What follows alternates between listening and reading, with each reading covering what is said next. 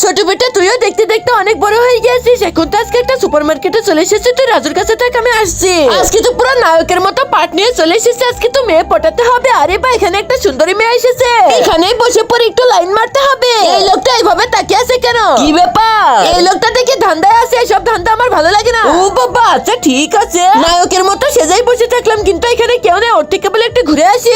এই তো আরেকটা মেয়ে চলে এসেছে, সেটা একটু লাইন করতে হবে। চশমাটা সুন্দর করে পরে ফেলি, তাহলে পরে লাইন মারা যাবে। বাবারে বাবা, মেয়ে মানুষের এত অ্যাটিটিউড। হ্যাঁ কে? আমি তো বলতেছিলাম, কিন্তু কিসের জন্য ডাকলো বুঝলাম না। হ্যাঁ, এই মেয়েটা চলে যাচ্ছে এইভাবে। আরে মেয়ে এইভাবে চলে যাচ্ছে কেন? ওই লোকটার চোখে চশমা আছে। তার আগে বন্ধুরা, তোমরা যদি মেসিকে ভালোবেসে থাকো তাহলে ভিডিওটাতে লাইক করে দাও। আর যদি তোমরা রোনালদোকে ভালোবাসো তাহলে চ্যানেলটা সাবস্ক্রাইব করে দাও। আর যদি তোমরা দুজনকে ভালোবেসে থাকো তাহলে পরে লাইক সাবস্ক্রাইব করে তোমার ফেভারিট প্লেয়ারের নাম কমেন্ট বক্সে লিখে দাও। তাও আবার কালো ভাই, আমি তো ভালো করে বুঝতে পারি নাই। কোনো সমস্যা নেই, আপনি যেটা চাচ্ছেন আমি সেটাই করে দিব।